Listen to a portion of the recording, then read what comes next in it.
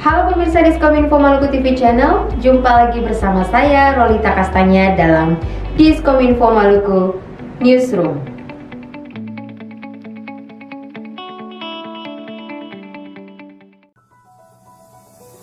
Pemirsa, mengawali informasi pertama, Wali Kota Ambon jelaskan permasalahan revitalisasi Pasar Mardika. Terkait dengan dampak dari proses revitalisasi dan relokasi Pasar Mardika yang dinilai mengorbankan para pedagang dan pengguna jalan, maka pada Selasa 15 Februari 2022, Wali Kota Ambon menyampaikan bahwa dirinya mengetahui bagian dari dampak pembangunan pasar baru, yakni masih ada sejumlah pedagang yang belum bisa diakomodir, sehingga menimbulkan kerugian baik kepada para pedagang, pejalan kaki maupun para pengendara. Tetapi dirinya meminta agar masyarakat bisa bersabar sampai memiliki pasar baru, dan Lohena Pesi menghimbau kepada masyarakat agar bisa tetap persuasif dalam menjalankan tugas. Pemirsa, pihak kepolisian memastikan kasus pembunuhan pelajar di Seram bagian timur tetap berjalan. Kabid Humas Polda Maluku, Kombes Pol M. Rum Ohoirat dan Dirintel Kombes Pol Brali Muskita temui masa aksi peduli untuk Anissa pada Rabu 16 Februari 2022. Dalam pertemuan, kedua pejabat utama Polda Maluku mendengar tuntutan aksi para pemuda perwakilan pemuda Seram bagian timur itu. Di antaranya, meminta kepada pihak Polda Maluku segera mengevaluasi kembali kinerja Kapolsek Pulau Gorom beserta jajarannya. Karena menurut mereka, ada kelalaian aparat Polsek dalam proses kasus tersebut. Dirintel Polda Maluku Kombes Pol Brali Muskita dalam kesempatan tersebut menyatakan kasus ini sementara berjalan dan pelaku ALT juga sudah ditetapkan sebagai tersangka. Sementara pelapor SP saat ini masih diperiksa sebagai saksi dan jika terbukti bersalah juga akan diproses. Informasi lainnya pemirsa, kasus tindak pidana korupsi di BPDE Maluku Maluku Utara, ini penjelasan Kejati Maluku. Kejaksaan Tinggi Maluku menggelar konferensi pers pada Rabu 16 Februari 2022 terkait perkembangan penanganan perkara kasus tindak pidana korupsi di Bank Pembangunan Daerah Maluku atas nama terdakwa IT dan IR yang telah diputuskan oleh Mahkamah Agung Republik Indonesia.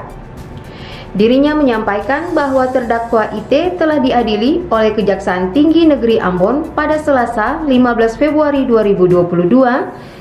Sedangkan untuk terdakwa IR, Atamimi menjelaskan bahwa adanya perbaikan yang dilakukan oleh Mahkamah Agung pada putusan pidana badan, sehingga putusan pidana badan yang awalnya selama 10 tahun diperbaiki menjadi pidana badan selama 13 tahun.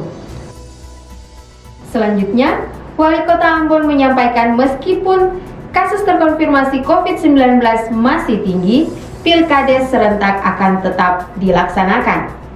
Meskipun kasus terkonfirmasi COVID-19 masih tinggi di wilayah Kota Ambon, pemilihan kepala desa secara serentak akan tetap dilaksanakan sesuai dengan jadwal, yakni pada 7 Maret 2022. Pernyataan tersebut diungkapkan oleh Wali Kota Ambon Richard Lohena Pesi kepada wartawan di Balai Kota Ambon pada Selasa 15 Januari 2022. Lohena Pesi menegaskan bahwa proses pemilihan kades secara serentak itu tetap akan dilaksanakan dan sekarang telah memasuki tahapan penyempurnaan administrasi. Sebagai informasi, pilkada serentak akan dilaksanakan di beberapa desa, yakni Wayame, Negeri Lama, Poka, Hunut, Nania, Waiheru, Lata, dan Desa Galala. Pada saat proses pelaksanaan pilkades serentak ini berlangsung, Wali Kota juga menegaskan bahwa akan ada tim Satgas Penanganan COVID-19 yang akan memantau protokol kesehatan warga maupun panitia pilkades. Pemirsa, menutup informasi terakhir, Lantamal 9 bersama Binda Maluku gelar vaksinasi booster. Pangkalan Utama TNI Angkatan Laut 9 kembali menggelar vaksinasi COVID-19 di kantor Badan Intelijen Negara Daerah Maluku, Jalan Inatuni 9, Kelurahan Karangpanjang, Kota Ambon, yang dilaksanakan pada Rabu 16 Februari 2022. Dalam wawancaranya, Kepala Bagian Operasional Binda Maluku, Letko Laut Rusrenda Ikhwan, mengatakan bahwa kegiatan yang dilaksanakan ini sebagai bentuk proteksi kepada personel Binda Maluku pada khususnya dan stakeholder lain yang berada di sekitaran kantor Binda Maluku pada umumnya. Dengan menargetkan 100 orang peserta, dikerahkan 7 orang tenaga vaksinator dari Rumgital Dr. FX Suharjo menggunakan vaksin jenis Pfizer untuk booster dan vaksin jenis Sinovac untuk dosis pertama maupun dosis kedua. Itulah ragam informasi yang telah kami kemas untuk Anda. Dapatkan update berita setiap harinya di YouTube Diskominfo Maluku TV Channel dan website mediacenter.malukuprof.go.id. Saya Rolita Kastanya pamit, sampai jumpa.